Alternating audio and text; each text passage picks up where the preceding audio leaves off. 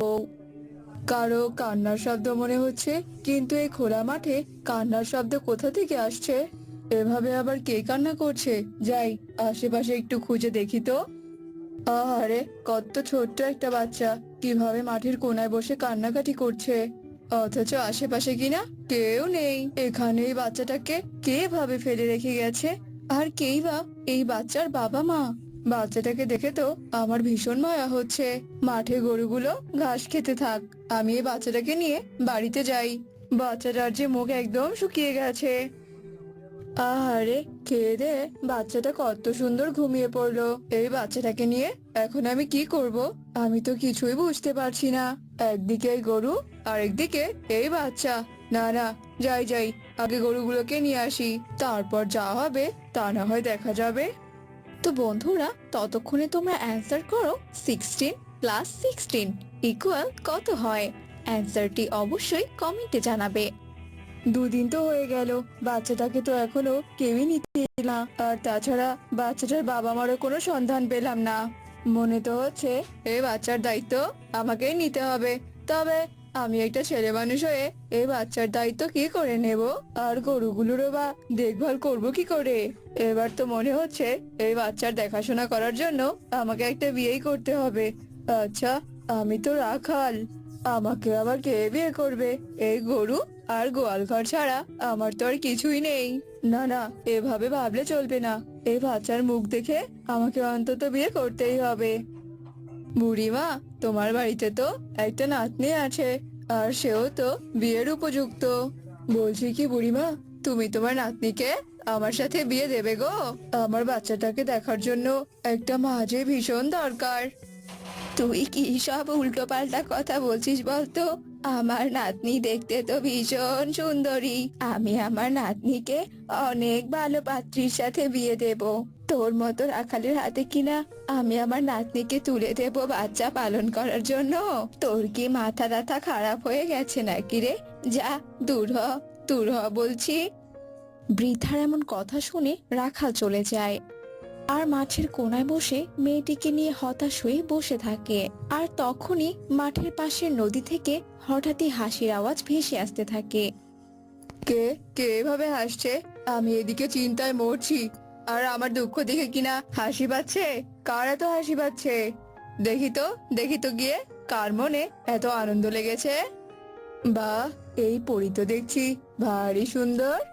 আমি এবার এই পরীকেই বিয়ে করব, আর এই ছোট্ট বাচ্চাটার দেখভাল এই পরীকে দিয়েই করাবো। কিন্তু এই পরী তো এমনি এমনি আমার কোনো কথা শুনবে না। তার জন্য তো এই পরীকে আমার বশে আনতে হবে। এই তো পরীর জাদুদণ্ড এখানে পড়ে আছে, আর এই জাদুদণ্ডই হলো পরীকে বশ করার একমাত্র হাতিয়ার। এসব কথা বলে রাখাল চুপি চুপি গিয়ে পরীর জাদুদণ্ডটি তুলে নেয়। আর তখনই পরী এসব কাণ্ড দেখে ফেলে।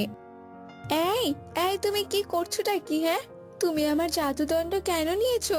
ফিরিয়ে দাও, ফিরিয়ে দাও বলছি।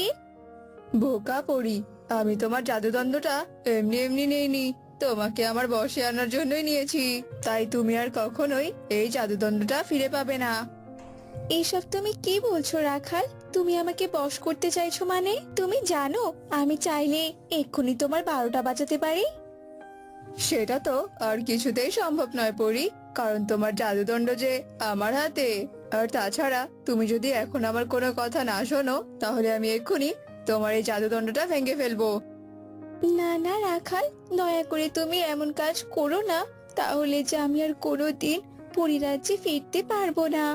দয়া করে তুমি এই কাজ করো না, বলো আমাকে কি করতে হবে। আমি আমার জাদুদণ্ডের জন্য সব কাজ করতে প্রস্তুত। আচ্ছা ঠিক আছে, তাহলে আমি তোমার জাদুদণ্ড ভাঙবো না। তবে শোনো, এখন তোমাকে আমায় বিয়ে করতে হবে। তুমি এসব কি বলছো কি রাখাল? আমি একটা পরী হয়ে কিনা তোমাকে বিয়ে করব? রাখালের বউ পরী?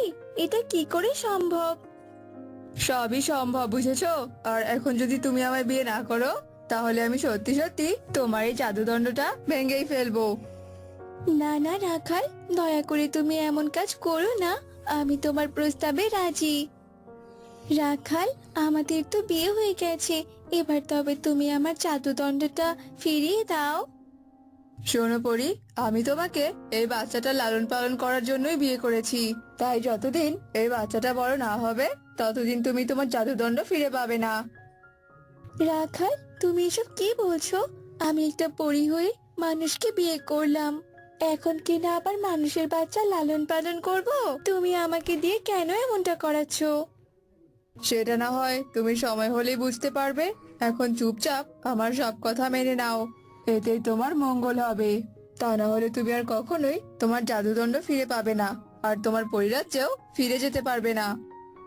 রাখালের এমন কথা শুনে পরি চুপ হয়ে যায়, আর জাদুদণ্ডের জন্য রাখালের সব কথা সে চুপচাপ মেনে নেয়। আর রাখালের কথা মতো ছোট্ট বাচ্চাটার দায়িত্ব নেয়। দেখতে দেখতে 7 বছর কেটে যায়। মা, ও মা, বাবা কখন ফিরবে গো মা? আমি যে বাবাকে বলেছিলাম আমার জন্য জিলাপি আনতে। বাবা আমার জন্য এখনো জিলাপি কেন নিয়ে আসছে না মা? তুই চিন্তা করিস না তো মা, তোর বাবা ঠিকই তোর জন্য জিলাপি নিয়ে আসবে, তুই দেখিস। আর যদি না আনে তাহলে আমি তোর বাবাকে খুব বকে দেব, কেমন? হ্যাঁ গো, তোমার বাড়ি ফিরতে আজ এত রাত হলো কেন? আর তুমি খালি হাতে ফিরেছো যে? মেয়েটা না তোমায় জিলাপি নিয়ে আসতে বলেছিল, কই জিলাপি আনোনি তো? হাতে টাকা ছিল না গো পরি। আর হ্যাঁ পরি, তুমি তো দেখছি মেয়েটার খুব ভালোই যত্ন আত্তি করছো, আর বেশ ভালো খোঁজ খবরও রাখছো। বলছি, পরের মেয়ের জন্য এত মায়া দেখিয়ে কি লাভ বলো তো? সেই তো তোমাকে পরিরাজ্যে ফিরতে হবে। এই নাও পরি, তোমার জাদুদণ্ড। আমার মেয়েটা তো এখন বড় হয়ে গেছে বলো, ওকে এখন আমি নিজেই সামলাতে পারবো। সত্যি কথা বলতে, আমি এই মেয়েটাকে মাঠে কুড়িয়ে পেয়েছিলাম, আর অনেক খোঁজ করার পরেও আমি ওর বাবা মাকে খুঁজে পাইনি। তাই এই মেয়েকে বড় করার জন্য একটা মা ভীষণ প্রয়োজন ছিল। কিন্তু এই রাখালকে কেই বা বিয়ে করবে বলো তো? তাই তো আমি বুদ্ধি করে তোমাকে বিয়ে করেছিলাম, যাতে তুমি কষ্ট করে হলেও এই অনাথ বাচ্চাটাকে বড় করতে পারো। আর আজ সেই বাচ্চাটা বড় হয়েছে, আর আমিও ওর বাবা না হয়ে ওকে যত্ন করেছি, আগলে রেখেছি। কি, এটা তোমার নিজের সন্তান নয়? তুমি কুড়িয়ে পাওয়া একটা সন্তানের জন্য এত কষ্ট করেছো? তবে রাখাল, আমিও তো পুতুলকে গর্ভে ধরিনি, অথচ 7টি বছর ধরে ওকে আমি মাতৃস্নেহে আগলে রেখেছি। আমিও যে ওর মা হয়ে উঠেছি বলো। আমি তোমাকে আর পুতুলকে অনেক ভালোবেসেছি। আমি পুতুলের মা হয়ে থাকতে চাই রাখাল, আর রাখালের ঘরের বউ হয়ে থাকতে চাই। আর এই জাদুদণ্ডের সাহায্যে আমরা সুখী জীবনযাপন করব, দেখো। পরীর এমন কথা শুনে রাখাল ভীষণ খুশি হয়ে যায়। আর এরপর থেকে রাখাল আর পরী তাদের মেয়ে পুতুলকে নিয়ে সুখে শান্তিতে বসবাস করতে থাকে। আমার কতদিনের স্বপ্ন যুবরাজ ইন্দ্রজিতের স্ত্রী হব। প্রথমবার যখন আমি পৃথিবী ভ্রমণে এসেছিলাম